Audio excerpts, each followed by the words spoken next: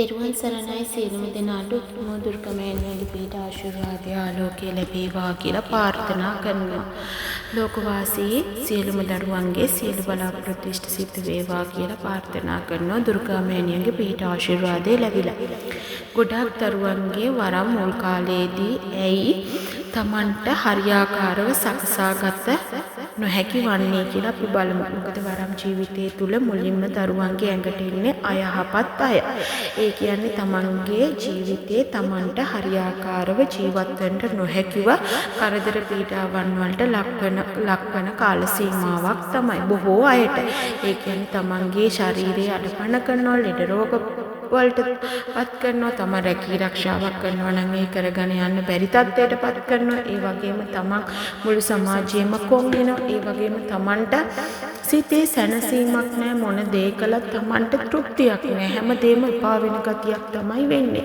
කොයි දේ කළත් තමන්ට කිසිම දෙයක විශ්වාසයක් නැහැ. අවිශ්වාසය මත තමයි සියලු දේවල් කරන්නේ. ඉතින් ඒ වගේම තමයි තමන්ට 6:12 පාන්දර 3 වගේ වෙනකොට දවසේ ඒ කාල සීමාවල තමගේ ශරීරය ගොඩාක් බර වෙනවා. ඒ වගේම රස්නේ ගතියක් පිට වෙනවා.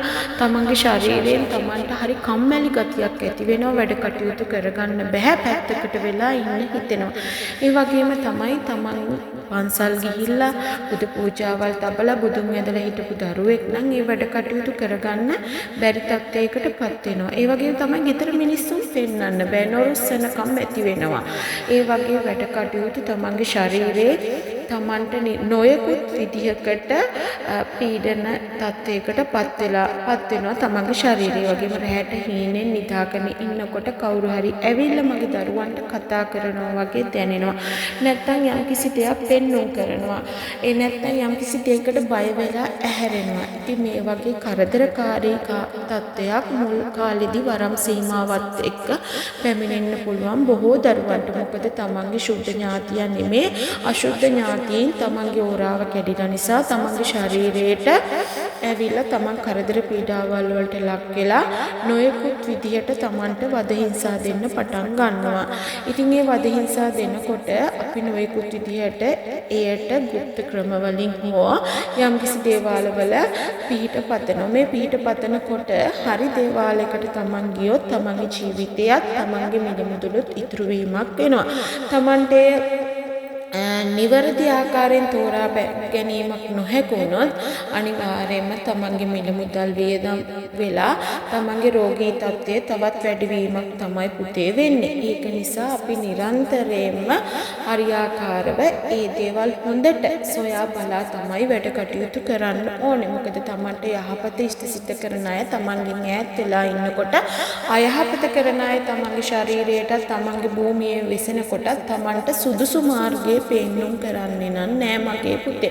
එතකොට අපි දැනගත යුතුයි ගෙදර බුදු පහන කොහොම හරි තියලා අපේ හිත ශක්තිමත්. මොකද මේ හිතෙන් බොහෝ දේවල් කරන්න පුළුවන් පුතේ. අපේ සිතට තමයි මේ නොයෙකුත් බලපෑම් කරන්නේ. අපේ සිත දුර්වල වුණාම තමයි අපේ ශක්තිය හිමින වෙලා අමනුෂ්‍ය බලපෑම් වල කරදර පීඩා එන්න පටන් ගන්නෙ. අපේ හිත ශක්තිමත් වුණාම පුතේ අපිට කිසිම කෙනෙකුට කරදරයක් පීඩාවක් කරන්න බෑ. කොඩි විනයක් නැතත් කොඩි විනයක් කරපු තැනටත් පත් වෙන්නේ මේ හිත කියන දේත් එක්ක. ඒ මොකද අපේ හිත ශක්තිමත් නම් අපිට මේ ලෝකේ කරන්න බැරි දෙයක් නැහැ කියන දේ අමතක කරන්න එපා. ඒත් අපිට කොඩි විනයක් හෝ යම්කිසි දුර්වල අවස්ථා නැතුවම නෙමේ අපේ භූමි සීමාවල් වලට යම්කිසි විදිහකට කරදර සීමාවන් පැමිණෙනවා. ඉතින් මගේ දරුවනේ මුල් කාලේදී වරමක් කියන දේ වටහා ගන්න ඔය වගේ කරුණු කාරණාත් යෙදෙන්න පුළුවන්.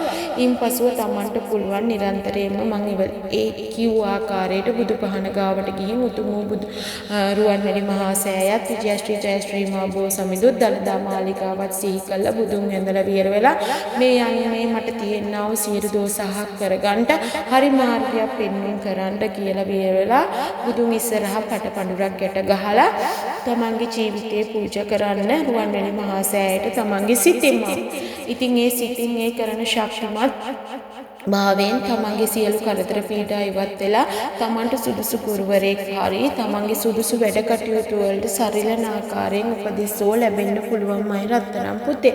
එම නිසා අපි මේ දේ හරියාකාරව යහපත්ව නිහතමානීව කාලයත් එක්ක මේ වැඩ කටයුතු කරගන්න බලන්න. එහෙම නැතුව තමන් පිස්සුවෙන් වගේ ගොඩාක් අය මේ වරම් ශාස්ත්‍රය තුළ හැසිරෙනවා. මොකද තමන් කොච්චර කොහොම කළත් තමන්ගේ ග්‍රහබල කාලයක් තියෙනවා නම් මේ සියලු දේවල් හරියන්නේ නෑ පුතේ. ඒක නිසා අපි සියලු වැඩ කටයුතු කරනකොට අපි නිරන්තරයෙන්ම තමන් ගුරුවරයෙක් තෝරගත්තොත් කේන්දරේ අරගෙන ගිහිල්ලා මේ කාල සීමාවේ තමන්ට කොහොමද තමන්ට ඇත්තටම වරම් මාලාවක් තියෙනවද කියලා බලාගෙන මේ කාල සීමාවේදී ඒවට අවශ්‍යවත් පිළිවෙත් මොනවද කියලා බලාගෙන අපල කාලයක් තියෙනවා නම් ඒවට පිළියම් කරගෙන දෙවි දේවතාවුන් වහන්සේලාට සුදුසු ආකාරයෙන් ඒ පිළිවෙත් කරලා තමන්ගේ තියෙනා වූ කරදරකාරී තත්ත්ව ගැටලු අහක් කරගන්න මගේ පුතේ.